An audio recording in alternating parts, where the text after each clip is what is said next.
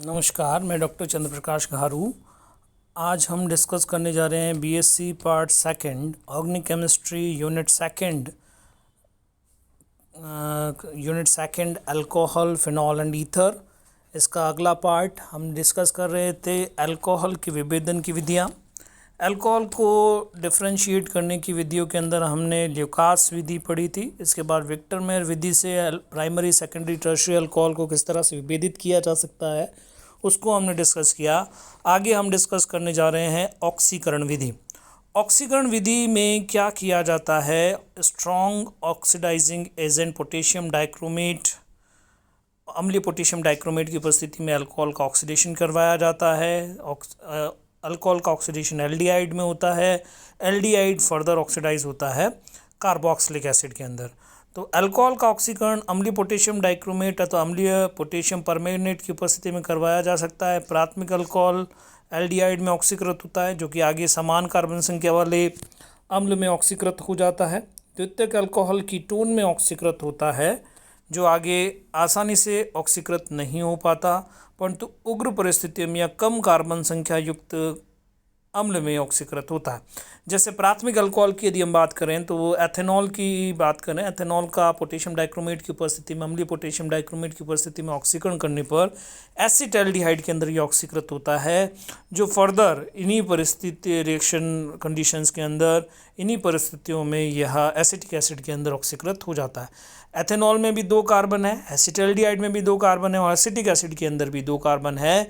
यानी कि यदि अल्कोहल का ऑक्सीकरण समान संख्या वाले एसिड में हो रहा है तो वो प्राथमिक अल्कोहल होगा। द्वितीयक अल्कोहल की बात करें तो इसमें द्वितीयक अल्कोहल का ऑक्सीकरण किस में होता है? कीटोन में होता है, अम्लीय पोटेशियम परमैंगनेट या पोटेशियम डाइक्रोमेट की उपस्थिति में। परंतु अब आगे जो सामान्य परिस्थितियों के अंदर ऑक्सीकरण नहीं होता, उग्र परिस्थितियों में ऑक्सीकरण होता है, लेकिन कार्बन कार्बन बंध विदलन ऑक्सीकरण के दौरान हो जाता है। जैसे कि एग्जांपल हम ले आइसोप्रोपाइल अल्कोहल, 3 कार्बन का अल्कोहल है। इसका ऑक्सीकरण जब अम्लीय पोटेशियम डाइक्रोमेट की उपस्थिति में करवाया जाता है तो एसीटोन के अंदर ये ऑक्सीकृत हो जाता है। अब अम्लीय पोटेशियम डाइक्रोमेट की उपस्थिति में फर्दर सामान्य परिस्थितियों में ऑक्सीकरण नहीं होता, लेकिन उग्र परिस्थिति यानी कि हाई टेम्परेचर पर लंबे समय तक जब इसको गर्म किया जाता है तो यहाँ पे कार्बन कार्बन बंध विदलन हो जाता है और यहाँ पे आप देखते हैं कि 2 कार्बन का एसिड और 1 कार्बन के एसिड के अंदर ये टूट जाता है और यहाँ पे आप देखेंगे कि फॉर्मिक एसिड का फॉर्मेशन होगा और एसिटिक एसिड का फॉर्मेशन हो जाएगा। फॉर्मिक एसिड फर्दर इन उग्र परिस्थितियों के अंदर कार्बन डाइऑक्साइड तथा जल के अंदर ऑक्सीकृत हो जाता है। तो आप देखते हैं कि प्राइमरी अल्कोहल का ऑक्सीकरण समान कार्बन संख्या वाले एसिड के अंदर हो रहा है, लेकिन जो सेकेंडरी अल्कोहल है उसका ऑक्सीडेशन के दौरान कार्बन की श्रृंखला एसिड के अंदर उसका डिग्रेडेशन होता है, कार्बन की श्रृंखला का निम्नीकरण हो जाता है या कम कार्बन संख्या वाले एसिड का निर्माण होता है। नेक्स्ट यदि हम देखें कि सामान्य परिस्थितियों में तृतीयक अल्कोहल का ऑक्सीकरण नहीं होता, परंतु उग्र परिस्थितियों में तृतीयक अल्कोहल कम संख्या युक्त कार्बोनिल कीटोन में ऑक्सीकृत हो जाता है। प्राप्त कीटोन पुनः उग्र परिस्थितियों में कम संख्या युक्त कार्बोक्सिलिक अम्ल के अंदर ऑक्सीकृत होता है। जैसे तृतीयक ब्यूटिल अल्कोहल का ऑक्सीकरण यदि हम करते हैं तो उससे कीटोन के अंदर वो ऑक्सीकृत होता है अम्लीय पोटेशियम परमैंगनेट की उपस्थिति में या अम्लीय पोटेशियम डाइक्रोमेट की उपस्थिति में। यहाँ पर आप देखते हैं कि तृतीयक ब्यूटिल अल्कोहल की अपेक्षा कीटोन जो कि एसीटोन बना है उसमें 1 कार्बन कम है, यानी कि कम संख्या वाले कार्बोनिल यौगिक का निर्माण यहाँ पे ऑक्सीकरण उसमें हो जाता है। अगेन अब कीटोन का करेंगे तो वही फर्दर ऑक्सीकरण जब आप करोगे उग्र परिस्थितियों के अंदर ऑक्सीकरण होगा और एक कम कार्बन संख्या वाला यानी कि एसिटिक एसिड का निर्माण यहाँ पर हो जाएगा। साथ में फॉर्मेल्डिहाइड फॉर्मिक एसिड के अंदर और फिर फॉर्मिक एसिड कार्बन डाइऑक्साइड तथा जल में ऑक्सीकृत हो जाता है। तो यहाँ पे देखते हैं कि प्राइमरी अल्कोहल से समान कार्बन संख्या वाले एसिड का निर्माण होता है। अगर हम बात करें सेकेंडरी अल्कोहल की तो यहाँ पर एल्डिहाइड या कीटोन जो बनता है, कीटोन जो बन रहा है या कार्बोनल कंपाउंड जो बन रहा है उसमें तो कार्बन की संख्या समान रहती है, लेकिन जो फर्दर एसिड जो बनता है कि कार्बोनल कंपाउंड जब ऑक्सीकृत होता है तो उसमें बनने वाला एसिड जो है उसमें कार्बन की संख्या कम होती है। तृतीयक अल्कोहल के केस के अंदर आप देखते हैं कि पहला ही जो स्टेप है यानी कि अल्कोहल का जो कार्बोनाइल कंपाउंड में ऑक्सीकरण हो रहा है उसी में नंबर ऑफ कार्बन कम हो जा रहे हैं। फर्दर जब ऑक्सीकरण होता है तो और कार्बन की संख्या कम हो जाती है।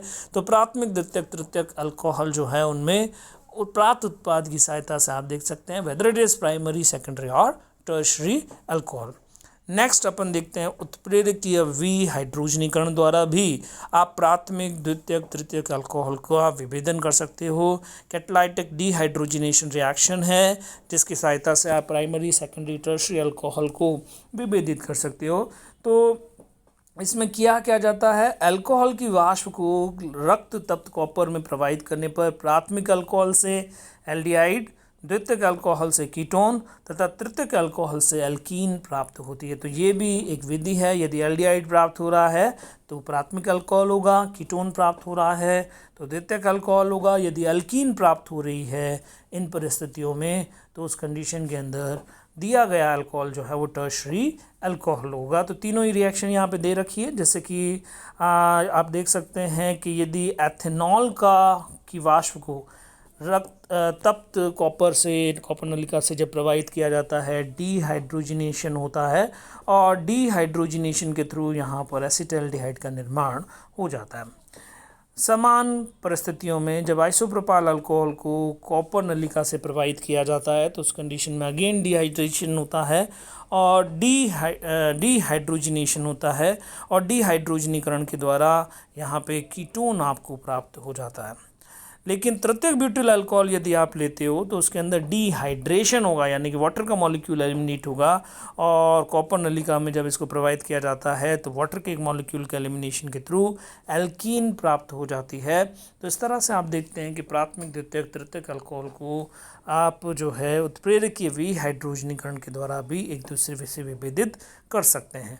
अब हम बात करते हैं अगला टॉपिक हमारा जो अल्कोहल है उसके अंदर आप देखते हैं कि प्राइमरी मोनोहाइड्रिक अल्कोहल हमारे सिलेबस में है, डाइहाइड्रिक अल्कोहल हमारे सिलेबस में और ट्राइहाइड्रिक अल्कोहल हमारे सिलेबस में है।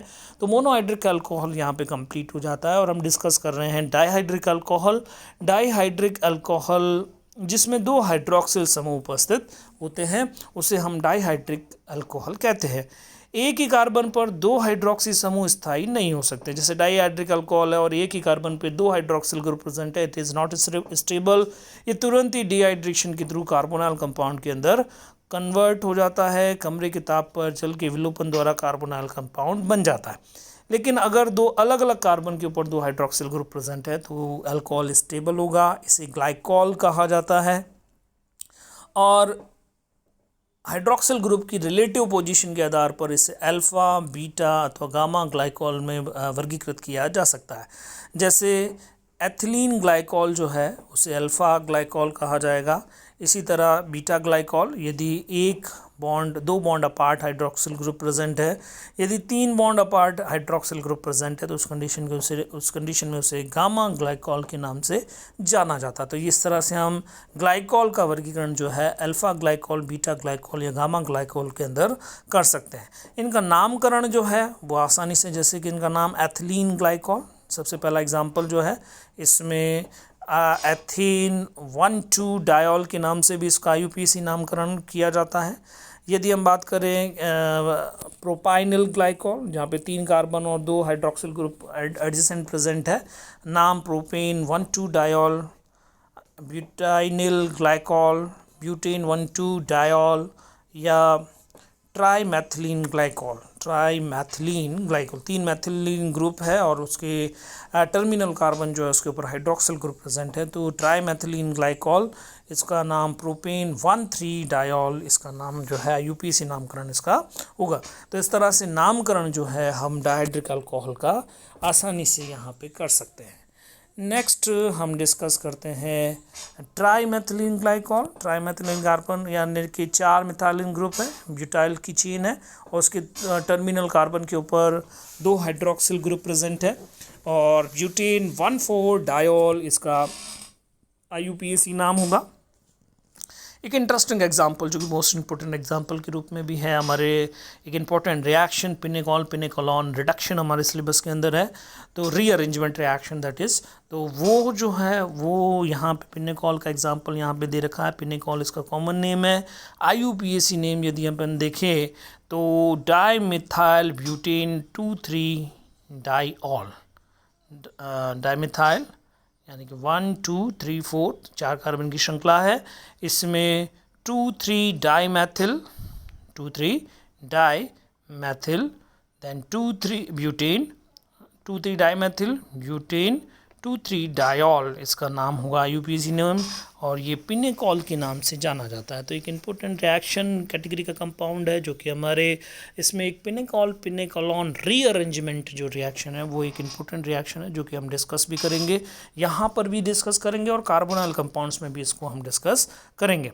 तो यहाँ सबसे पहले हम बात करते हैं एथिलीन ग्लाइकॉल किस तरह से बनाया जाता है, तो बनाने की विधियाँ हम डिस्कस करते हैं। सबसे पहला एग्जाम्पल है एथीन से किस तरह से हम एथिलीन ग्लाइकॉल प्राप्त कर सकते हैं।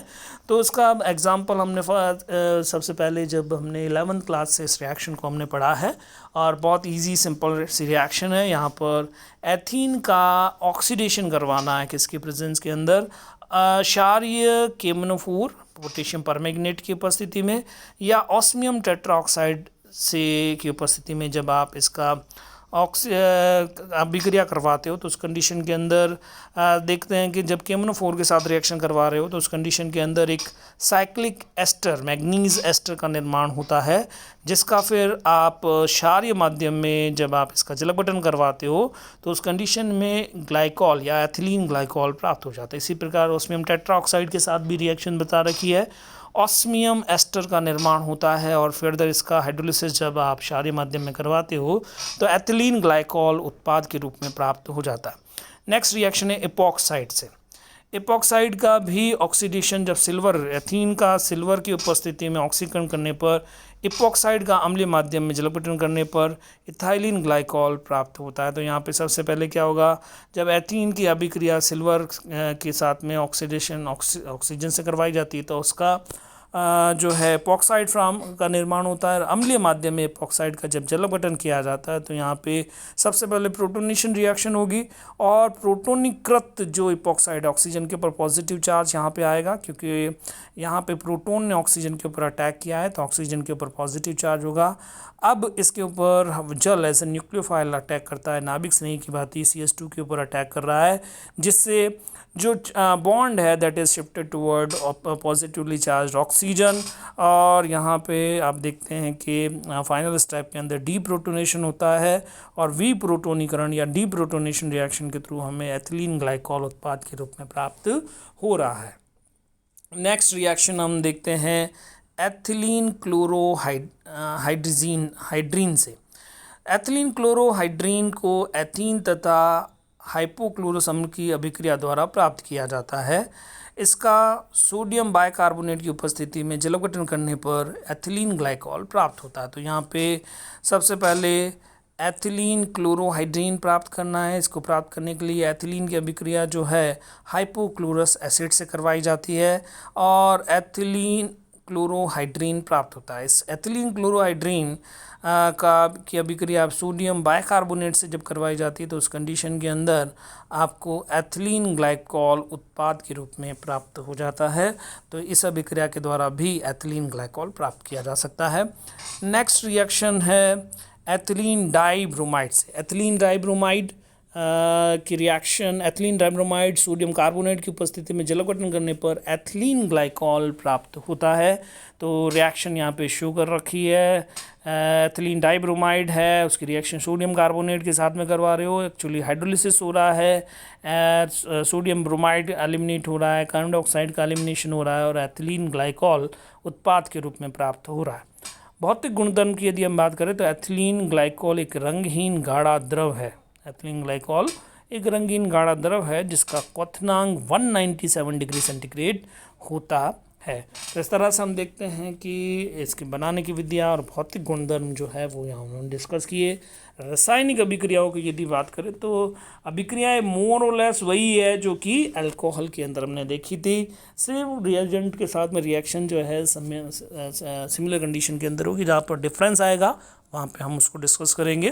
तो सबसे पहले यदि सब बात करें हम सोडियम के साथ अभिक्रिया, सोडियम के साथ जिस तरह से सोडियम अल्कोक्साइड बनता है उसी प्रकार से सोडियम से अभिक्रिया द्वारा सोडियम ग्लाइकॉल प्राप्त होता है। यह अभिक्रिया ग्लाइकॉल की अम्लीय प्रकृति को दर्शाती है। वहाँ पर भी हमने देखा था अम्लीय प्रकृति को दर्शाने वाली अभिक्रियाएं, उसमें सबसे पहली रिएक्शन हमने जो डिस्कस की थी वो सोडियम के साथ डिस्कस की थी। सेम रिएक्शन यहाँ पर भी है। यहाँ पर क्योंकि 2 हाइड्रोक्सिल ग्रुप प्रेजेंट है तो 2 स्टेप के अंदर रिएक्शन कंप्लीट होना यहाँ पे दिखाया गया है। फॉस्फोरस हैलाइड से रिएक्शन, अगेन फॉस्फोरस हैलाइड की बात करें तो एथिलीन ग्लाइकोल की अभिक्रिया फॉस्फोरस हैलाइड से जब करवाई जाती है तो एथिलीन डाइहैलाइड का निर्माण यहाँ पर होता है। जहाँ पे जब सामान्य अल्कोहल की बात कर रहे थे एक हाइड्रोक्सिल ग्रुप एक Cl से रिप्लेस हो रहा था, यहाँ पर 2 हाइड्रोक्सिल ग्रुप है तो वो step by step 2 chloro group से रिप्लेस हो जाएंगे और एथिलीन डाइहैलाइड का निर्माण यहाँ पर हो जाएगा। तो इस तरह से आसानी से आप ये रिएक्शन जो है वो डिस्कस कर सकते हैं। तो thank you very much. Next कुछ रिएक्शंस और अगली क्लास में डिस्कस की जाएगी। Thank you very much.